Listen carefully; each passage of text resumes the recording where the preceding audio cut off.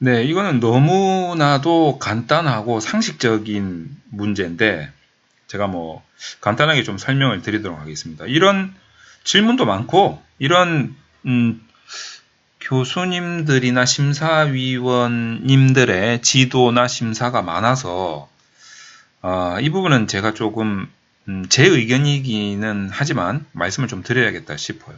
어떤 거냐면, 우리가 이제 그 연구 문제죠. 연구 문제.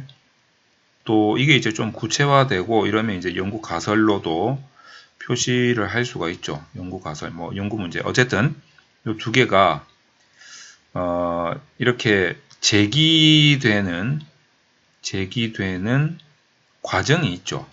제기되는 과정이 있는데 이 특히 이제 이 제기되는 과정 중에서도 어떤 문제 또는 어떤 가설이 제기되느냐, 이 과정에 의해서 매개나 또는 조절 효과가 있을 것이다 라는 이런 연구 문제가 제기될 때 이 과정을 좀 모르시는 것 같아요. 이렇게 제기되는 이 과정을 잘 모르면은 무슨 생각을 할 수 있냐면, 자, 내가 지금 매개 효과와 조절 효과라는, 자, 뭐 요거든지, 자, 이런 가설을 제기하면 이 가설에 대한 이론적 근거를 제시하라는 거죠. 이론적 근거를 제시하라. 이런 이야기들을 좀 들어보셨을 것 같습니다. 자, 뭔가 말이 되는 것 같죠? 이렇게 매개 효과와 조절 효과에 대한 연구 문제를 가설로 제기했으면, 그에 대한 이론적 근거를 제시해야 될 거 아니냐. 자, 요런 지도나 요런 심사가 많이 있다는 거죠. 자, 근데 이거는 조금 경우의 수를 좀 나눠봐야 됩니다. 경우의 수를 나눠봐가지고, 자, 이 매개와 조절 효과에 대한 문제나 가설이, 자, 어떻게 나왔냐면, 이 자체가 매개나 조절과 관련된 이론에 의해서, 이런 이론이 있어서, 이론에 의해서, 마침 이런 이론이 있어서, 이론에 의해서 나왔다면, 이 이론을 이론적 근거로 제시를 반드시 해야죠. 이 경우에는 뭐 당연히 해야 되는 것이죠. 자, 그런데 이 매개나 조절 연구 문제가 어떤 특정한 이론이 아니고 유추에 의해서 나오는 경우가 있습니다. 또는 다른 말로 추론에 의해서 나오는 경우.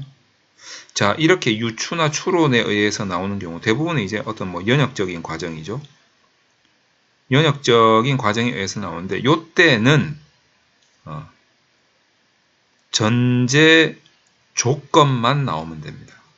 왜냐하면 매개나 조절 효과가, 자, 여기 화살표를 잘 따라오셔야 됩니다. 자, 제가 빨간 걸로 하겠습니다. 매개나 조절 효과가 이 문제가 자, 이 전제 조건에 의해서, 자, 연역적으로 추론이 돼서 나오는 이렇게 자연스럽게 나온다는 거죠. 논리적으로. 자, 논리적으로 나오는 문제라는 거죠. 그렇기 때문에 여기에서의 이론적 근거는 이 전제 조건만 제시가 되면 된다라는 겁니다. 이걸 이제 제가 가장 간단하게 이야기를 한다면 이거죠. 자, 교수님들이나 지도하시는 분들이나 심사위원들이, 자, 이렇게 말할 때가 있어요. 특별히 어떤 이론에 의해서 뭐 당연히 이 이론을 이론적 근거로 제시하는 이런 게 아닌데, 자, 네 모형이 매개나 조절, 자, 가설을 지금 제시하는 거잖아? 그러면 선행연구에서도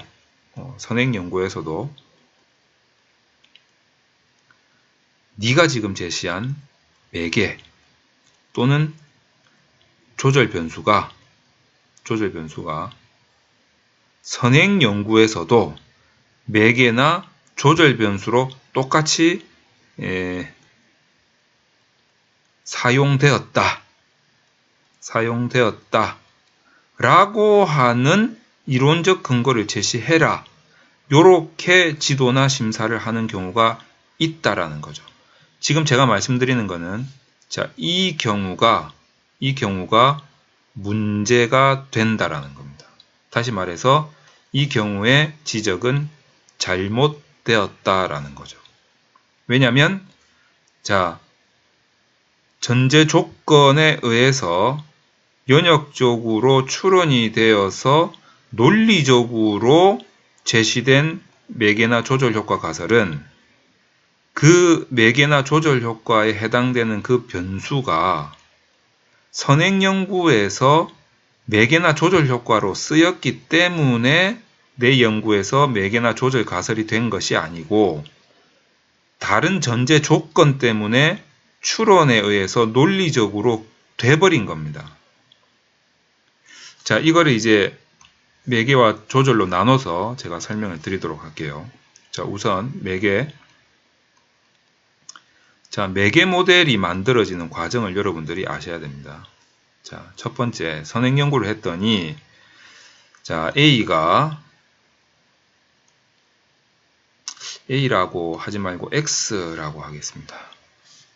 자, 버릇을 들여야지. 여러분들이 저하고 이제 이런 용어를 계속 통일시켜 나가야 되기 때문에 제가 용어를 통일해서 쓰도록 하겠습니다. 우선 이제 첫 번째 X1이 Y에 영향을 미치는 선행연구들이 있더라 이거죠. 그래서 Y에 대해서는 X1이 원인이 되는구나. 자, 두 번째 Y에 대해서 X2도 이 선행연구들을 보니까 뭐 이런 연구들이 있어요. 그러면 결국에는 Y에 대해서는 X1과 X2가 동시에 원인이 되는구나. 자, 그런데 찾다 보니까 X1은 또 X2에 영향을 미치고 있단 말이죠. 선행연구에서. 자, 이게 전제 조건입니다. 그리고 이 자체가 전제 가설이 되는 거죠. 그러면 이 세 가지를 합치면 자, 연역적으로 유출을 하는 거죠. 추론.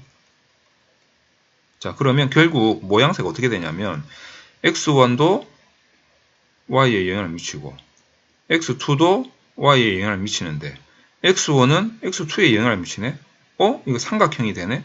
그럼 결국 X1과 Y 사이에서 Y 니는 지금 뭐하고 있노? 이렇게 되는 거죠.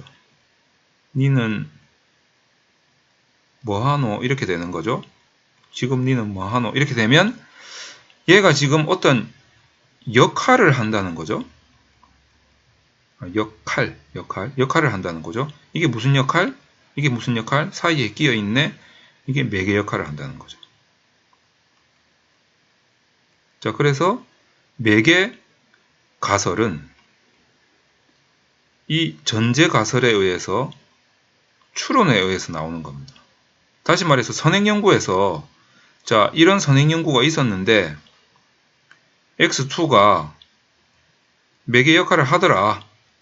그래서 나도 요 둘 사이에서 X2를 매개 변수로 보겠다. 이런 선행연구를 찾아가지고 굳이 이론적 근거로 집어넣는다면 지금 나는 뭐 한 겁니까? 연구 모형의 표절을 한 거죠. 지금 표절을 하고 있는 거예요. 그렇게 되면. 그래서 안 된다는 거죠. 자, 두 번째 조절 효과 모델을 한번 보도록 하겠습니다. 자, 조절 효과 모델이 설정되는 로직을 한번 보도록 하겠습니다. 과정. 자, 선행연구 조사를 했더니 X1이 Y에 영향을 미치더라는 거죠. 첫 번째 요 선행연구 보니까. 그래서 좀 더 찾아보자 하니까 y에 x2도 영향을 미치더라는 거죠. 자, 선생님 찾아보니까 뭐 여기서 끝나버려요. 다시 말해서 x1하고 x2하고 뭔가 관련이 있다는 연구가 별로 없어. 그런 연구가. 그리고 상식적으로 봐도 뭐 x1이 있다고 해서 반드시 뭐 x2가 나온다거나 x2가 나온다고 해서 반드시 x1이 나온다거나 뭐 그런 것 같지는 않아요. 별개의 문제인 것 같아. 서로 독립적이야. 그러면 이 자체로서 x1이 y에 영향을 미치는 거를 x2가 조절 효과를 할 수도 있고 x2가 y에 영향을 미치는 관계에서 x1이 조절 효과를 할 수도 있어요. 이 두 가지의 조절 모델이 나오는 거지. 자, 그렇게 되면 이 조절 효과라는 것은 이 전제 조건, 전제 가설에 의해서 추론에 의해서 나오는 거다라는 거죠. 그러니까 자, 이런 모형이 또는 이런 모형이 선행연구에서 반드시 있어야 된다.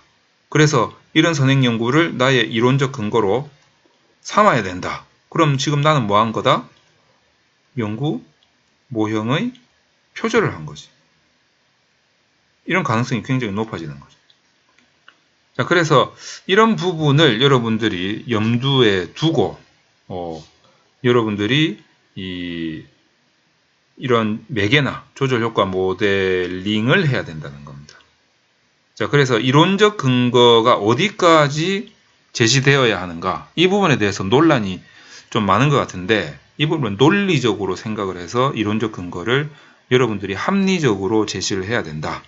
자, 이 부분을 여러분들이 꼭 기억을 하시기 바랍니다.